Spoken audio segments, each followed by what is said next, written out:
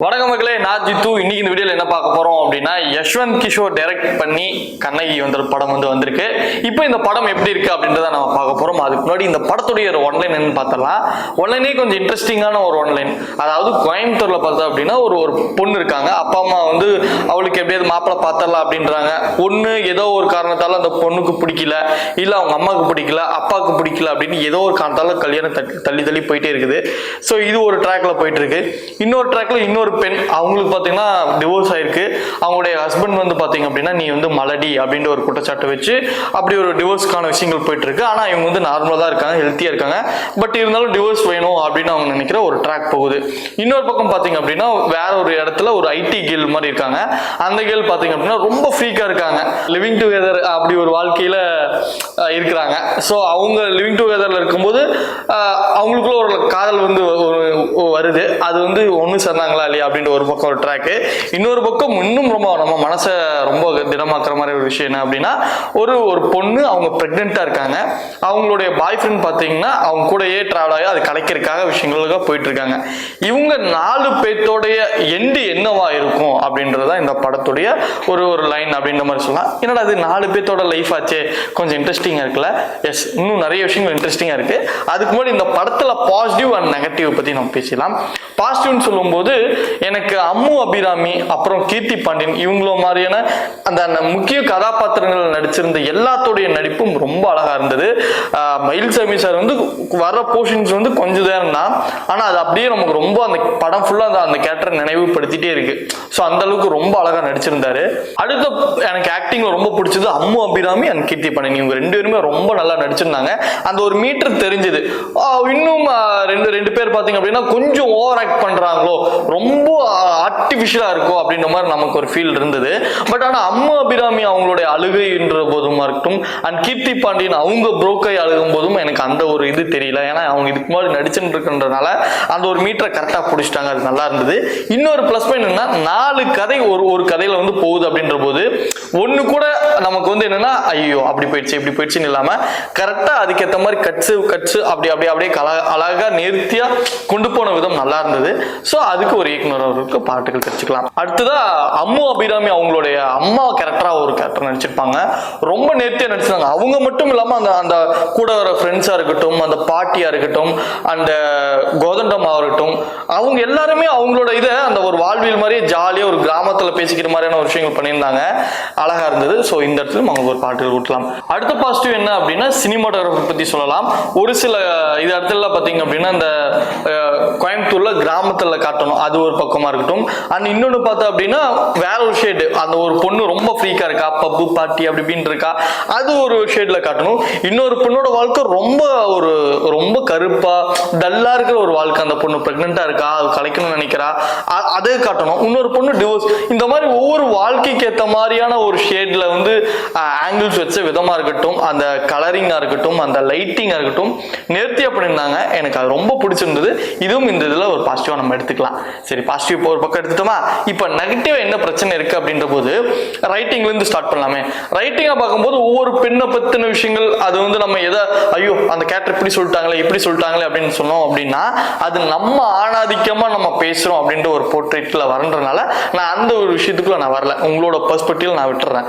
இப்போ நான் என்னோட என்ன நான் சொல்ல வரேன் அப்படின்னா, இதுல ஒரு கதையில இருந்து நம்ம நகரும் போது நான் பாசிட்டிவ்ல சொல்லியிருந்தேன், நேர்த்தியே கையாண்டிருந்தாங்க அப்படின்னு சொல்லியிருந்தேன் இல்லையா? அந்த கட்ஸ் அதோட போற டிராவல்ல எனக்கு இல்லையோன்ற மாதிரி இருந்தது. எப்பாடா அடுத்த சீக்வன்ஸ் அப்படின்ற ஒரு தாட் அடிக்கடி எனக்கு 2-3 இடங்கள்ல தோணுச்சு. ரொம்ப லேக் அதுல இழுக்குதுல, வேணும்னு இந்த சீனை பூத்துற மாதிரி இருக்குல்ல அப்படின்ற ஃபீல் உங்களை அறியாம உங்க மைண்டுக்குள்ள வரும். ஸோ அதுதான் இந்த படத்துக்கு ஒரு மிகப்பெரிய ஒரு மைனஸ் பாயிண்டா நான் பார்த்தது. அண்ட் இன்னொரு புது முயற்சியா பாத்தீங்க அப்படின்னா, சில இடங்கள்ல பாத்தீங்க அப்படின்னா நம்மளால எடுக்க முடியாது. அது பேர் என்னன்னா கொரில்லா ஷாட்ஸ்னு சொல்லுவோம். இப்போ உதாரணமா நான் சொல்லணும் அப்படின்னா, இப்போ தாஜ்மஹாலை போய் நம்ம ஒரு சாங் ஷூட் பண்ணோம்னு வைங்களேன், அங்க பர்மிஷனோ ஏதோ வந்து கொடுத்துருக்க மாட்டாங்க. அப்படின்ற போது நம்மளா அங்க போய் ஒரு ஆடியன்ஸா யாருக்கும் தெரியாம அப்படியே கேமரா வச்சு ஷூட் பண்றது பேர் தான் கொரில்லா மேக்கிங் அப்படின்ற மாதிரி சொல்லியிருப்பாங்க. இவங்களும் அந்த ஒரு விஷயத்தை கையாண்டிருக்காங்க. ஆனா அந்த கையாண்ட விஷயம் வந்து எதுவுமே ஒர்க் ஆகலன்ற மாதிரி இருந்தது. எங்க ஒரு பஸ்ஸுக்குள்ள கீழேந்து அழுகிறது கூட வாங்க கோப்ரோல வச்சு எடுப்பீங்க கொரில்லா மேக்கிங்ல, அது ரொம்பவே அப்பட்டமா தெரிஞ்சது, நல்லாவே இல்லை. ஏன்னா ஒரு குவாலிட்டியான ஒரு மேக்கிங்ல ஒரு விஷயம் நம்ம பார்த்துட்டு இருக்கும்போது திடீர்னு அந்த கோப்ரோக்கு ஏற்ற ஒரு குவாலிட்டி பார்க்கும்போது நிறைய பிக்சலேட்டா இருந்து அந்த விஷுவல்ல நீங்க வந்து பாத்தீங்கன்னா டைவர்ட் ஆகிற விதமா இருந்தது. ஸோ அந்த ஒரு முடிவு எடுத்திருக்க வேணாம் அப்படின்ற மாதிரி இருந்தது. ஏன்னா அப்படிப்பட்ட சூழல் இல்லை. அதுக்கு ஏன் இவ்வளவு மெனக்கிட்டு நம்ம ஒரு கொரில்லா மேக்கிங் பண்ணாங்கன்றது எனக்கு தெரியல. ஸோ அதை தவிர்த்து இருந்திருக்கலாம் அப்படின்னு மாதிரி இருந்தது. ஆர்டிஸ்டோட பர்ஃபார்மன்ஸ் பத்தி பேசலாமே. நிறைய கேரக்டர் பார்த்தீங்க அப்படின்னா, அதாவது கண்ணை உருட்டி உருட்டி உருட்டி உருட்டி நடிச்சோம் அப்படின்னா நம்ம வந்து ரொம்ப பாராட்டிடுவாங்க, நல்லா நடிக்கிறாங்கன்னு சொல்லிடுவாங்க அப்படின்னு நினைச்சிட்டு இருக்காங்க. அது கிடையவே கிடையாது. இதே நீங்க ஜோதி அம்மா பார்த்தீங்க அப்படின்னா சந்திரமுகியில ஐஸ் வச்சு ஒன்று பண்ணியிருப்பாங்களா, அதே இது காற்றின் மொழின்னு ஒரு படம் வந்திருந்தது. அந்த படத்துல பாருங்க, மொழின்னு ஒரு படம் வந்தது, அந்த படத்துலையும் பாருங்களேன். இதுல எல்லாம் பார்த்தீங்கன்னா ஒரு ஷட்டிலான ஒரு பர்ஃபார்மன்ஸ் பண்ணியிருந்திருப்பாங்க. ரொம்ப நம்மளோட புருவத்தையும் கன்னத்தையும் காட்டாம ரொம்ப கேஷுவலா நினைச்சிருப்பாங்க. அந்த மாதிரி நடிப்பு இல்லையோ, ரொம்ப ஒரு சொல்லி கொடுத்து இப்படி இருந்தாதான் நல்லா இருக்கும், இப்படி இருந்தாதான் ஒரு நடிப்பு அப்படின்னு சொல்லி வாங்கின மாதிரி ஒரு ஃபீல் இருந்தது. இது இந்த படத்துக்கு ஒரு மிகப்பெரிய ஒரு மைனஸ் பாயிண்ட் நான் சொல்லுவேன். அண்ணா இந்த படத்துல நான் பார்த்த அடுத்த ஒரு பெரிய மைனஸ் பாயிண்ட் என்ன அப்படின்னா, பொதுவாக வந்து ஒரு லவ் ஃபெயிலியர் அப்படின்னா அது உடனே நீங்க வந்து தாடி வளர்த்தணும், இந்த மாதிரி ஒரு குடிக்கணும் அப்படின்னு மாதிரி ஒரு ப்ரொஜெக்ஷன் போயிட்டே இருந்தது இல்லையா. அதே மாதிரி இந்த ஊர் வட சென்னையா மதுரையா இங்கெல்லாம் ரவுடிஸ் மாதிரி அந்த மாதிரி ஒரு போர்ட்ரேல் இருக்குல்ல, அது வந்து நான் தப்புன்னு நான் நிறைய ரிவ்யூல நான் சொல்லியிருந்திருக்கேன், உங்களுக்கும் அது தெரியும். அப்படி இருக்கும்போது எந்த இடத்துலையுமே இந்த இடத்துல நீ ஸ்மோக்கிங் என்கரேஜ் பண்றதா இருக்கட்டும், ட்ரிங்கிங் என்கரேஜ் பண்றதா இருக்கட்டும், அது எந்த விதத்திலும் அது சரிப்பட்டு வராது. அது ஒத்துக்கிட்டு தான் ஆகணும். அப்படி இருக்கும்போது ஒரு விமன் வந்து தன்னுடைய வாழ்க்கையில நிறைய ஃபெயிலியர்ஸ் இருக்கான்றனால அவ வந்து லிக்கர் எடுத்துக்கிறான்ற போது அந்த லிக்கர்னால அவ வந்து மீண்டு வந்துட்டா வரலன்ற ரெண்டாவது விஷயம். ஆனா அவ முன்னாடி இருந்துட்டால அதெல்லாம் நீ ஏத்துக்கணும் அப்படின்ற ஒரு தாட் வருது இல்லையா, அதுதான் இங்க முரண்பாடா இருக்குது. ஸோ அந்த ஒரு விஷயம் வந்து பாத்தீங்க அப்படின்னா கொஞ்சம் யோசிக்கும்படியாகவும் இருக்கு. கொஞ்சம் இந்த மாதிரி இல்லாம வேற மாதிரி ஒரு சொல்லியிருந்திருக்கலாமோ அப்படின்னு மாதிரி இருந்து. ஸோ இது ஒரு மிகப்பெரிய ஒரு நெகட்டிவ் பாயிண்டாகவும் இருக்கு. அண்ட் வந்து விமன் வந்து இப்படி இருந்தாதான் சுதந்திரம் அப்படின்ற ஒரு ப்ரொஜெக்ஷன் இருக்குல்ல, அந்த ப்ரொஜெக்ஷனே ரொம்ப தப்பு. வேற விதமான ஒரு போர்ட்ரேல் இருக்கணும் அப்படின்றது தான் நான் இந்த ரிவ்யூ மூலியமா நான் சொல்றேன்.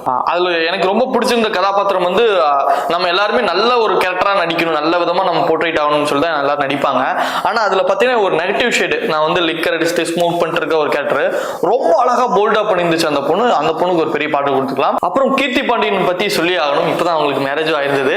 ஸோ அவங்களுக்கு ரொம்ப ஸ்பெஷலா தான் இருக்கும். ஏன்னா பிரெக்னென்ட் லேடியாகவும் நடிச்சிருக்காங்க இல்லையா. ஸோ அப்படி இருக்கும்போது அவங்களுக்கு வந்து அதிக டைலாக்ஸ் இல்ல, வெறும் ரியாக்ஷன்ஸ்லேயே நம்மள வந்து ஸ்கோர் பண்ணியிருந்தாங்க, நம்மள வந்து எமோட் பண்றாங்க, நல்ல எமோஷனல் சீக்வன்ஸா நம்மள உள்ளுக்குள்ள கடத்துறாங்க அப்படின்ற போது ரொம்ப நேர்த்தியா நடிச்சிருந்தாங்க. இந்த இடத்துலயும் ரொம்ப பெரிய பாட்டுகள் கொடுத்துக்கலாம். ஆனா இந்த படத்துல வந்து எனக்கு இன்னொரு விஷயம் பிடிச்சது என்ன அப்படின்னா, இந்த படத்துடைய பெயர் கண்ணகி இல்ல. ஸோ கண்ணகின்னா நம்ம கோவலன் கண்ணகி அப்படின்னு தான் நம்ம தாட் போவோம். ஆனா அது எல்லாத்தையும் தாண்டி ஒரு சின்ன ஒரு சர்ப்ரைசிங் ஃபேக்டர் இருக்கு. நீங்க படம் பார்த்து தெரிஞ்சுக்க, கண்டிப்பா உங்களுக்கு பிடிக்கும். எல்லாத்தையும் தாண்டி இந்த படத்துல வந்து அம்மு அபிராமியோட கேரக்டர் இருக்கும். அவங்களுக்கு ஒரு மேரேஜ் சீக்வன்ஸ் ஒன்று நடக்கும், அதுக்கு முன்னாடி ஒரு சீக்வன்ஸ் ஒன்று நடக்கும், அதுல இருந்து அவங்க மேரேஜுக்கு போறன்ற மாதிரி.